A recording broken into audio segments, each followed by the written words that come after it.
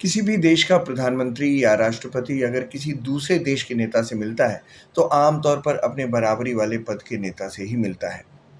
जैसे राष्ट्रपति मिलेगा तो किसी देश के प्रधानमंत्री या राष्ट्रपति से ही मिलेगा, जो कि एक सामान्य प्रोटोकॉल है। लेकिन हाल ही में अमेरिकी राष्ट्रपति डोनाल्ड ट्रंप ने पाक जनरल आसिम मुनीर को लंच पर इनवाइट कर सबको चौंका दिया था।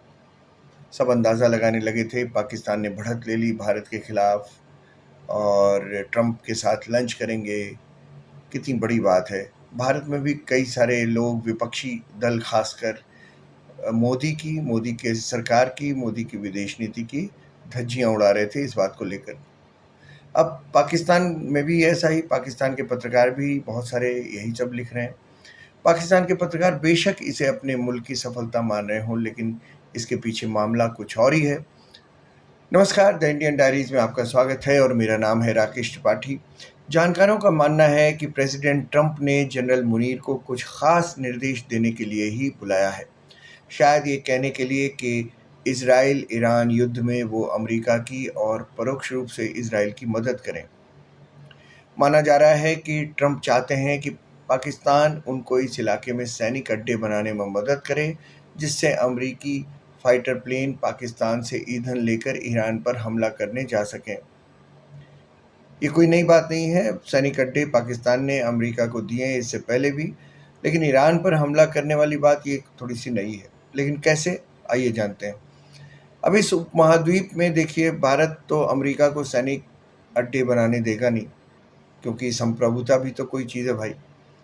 तो उनके सामने पाकिस्तान के अलावा कोई और विकल्प नहीं था। आसानी से अमेरिकी विमान पाकिस्तान की धरती से उड़ेंगे और ईरान पर हमला करेंगे। मिसाइलें पाकिस्तानी धरती से लॉन्च की जाएंगी और ईरान के शहरों को निशाना बनाएंगी, तबाह करेंगी। सोचिए, ईरान पाकिस्तान को 14 अगस्त 1947 को मान्यता देने वाला दुनिया का पहला देश है। दोनों देश 990 किलोमीटर की सीमा भी साझा करते हैं। हाल ही में ईरान को पाकिस्तान की तरफ से मदद मिलने का भी दावा किया गया था और ईरान के एक वरिष्ठ सैन्य अधिकारी मोहसिन रज़ाई ने कहा था कि अगर ईरान पर इजराइल परमाणु हमला करेगा तो ईरान का बदला पाकिस्तान लेगा और इजराइल पर परमाणु बम फेंकेगा। सोचिए, इतनी उम्मीद रखने वाले ईरान का क्या हाल होगा जब उसके खिलाफ पाकिस्तान अमेरिका का मिलिट्री बेस बन जाएगा और वहाँ से उसके खिलाफ मिसाइल्स और फाइटर जेट्स उड़ेंगे। अंतर्राष्ट्रीय राजनीति में ऐसे ही होता है, खासकर तब जब अमेरिका की चौधराहट बीच में हो। इस्लामिक देशों का रहनुमा बनने वाला पाकिस्तान ईरान के खिलाफ ऐसा क्यों करेगा, इसकी भी एक वजह है। जानकार मानते हैं कि पाकिस्तान नहीं चाहता कि उसके अलावा किसी और इस्लामिक देश के पास परमाणु बम की ताकत हो। Very obvious. आप पूछ सकते हैं कि पाकिस्तान की क्या मजबूरी है कि वो अमेरिका को मिलिट्री बेस बनाने दे। दरअसल पाकिस्तान की हालत ख़राब है।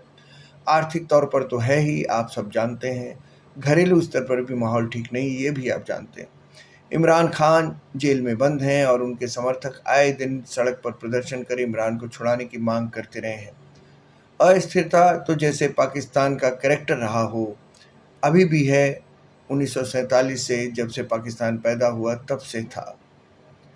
इसीलिए जनरल मुनीर को लंच पर बुलाने को समझिए। अमेरिका बहुत चालाक मुल्क है और मुनीर को जितना खिलाएगा नहीं, उससे कई गुना ज़्यादा वसूल कर लेगा।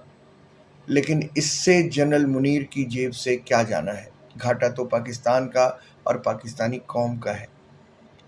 मुनीर को लेकर एक खबर और भी है। आप जानते हैं कि रिटायरमेंट के बाद हर पाकिस्तानी जनरल या तो यूरोप के देशों में रहता है या फिर अमेरिका की ओर रुख करता है, क्योंकि उसे पता है कि उसने अपनी वर्दी में रहते हुए अपने मुल्क को इस लायक तो छोड़ा ही नहीं है कि वहाँ रहा जाए। फिर राजनीतिक अस्थिरता वहाँ इतनी है कि कल को मुनीर को ही जेल में कब बंद कर दिया जाए पता नहीं। तो ऐसे में खबर ये है कि जनरल मुनीर लंच के बहाने अमेरिका में अपने आगे के भविष्य के लिए बंदोबस्त करने भी गए हैं। खैर, मैं तो मानता हूँ कि मुनीर ने अगर अमरीकियों को पाकिस्तान में बेस बनाने दिए तो मुनीर के लिए अमरीकी राष्ट्रपति तो कोई सा भी बंदोबस्त कर देगा। आखिर मुनीर को इस मदद का इनाम तो मिलेगा ही, लेकिन मित्रों मुश्किल में होगा पाकिस्तान और पाकिस्तान की कौम। आज नहीं तो कल, कल नहीं तो परसों इस मुल्क को अपने नेताओं की करनी का भुगतान तो करना ही होगा। तो जो लोग सोच रहे हैं कि ट्रंप के साथ लंच कर जनरल मुनीर ने पाकिस्तान को भारत के खिलाफ बढ़त दी है, वो मुगालते में हैं। असल में इस लंच के बहाने ट्रंप ने ये भी बता दिया है कि पाकिस्तान के प्रधानमंत्री की कोई औकात नहीं है। इस लंच की कीमत पाकिस्तानी जनता को चुकानी होगी।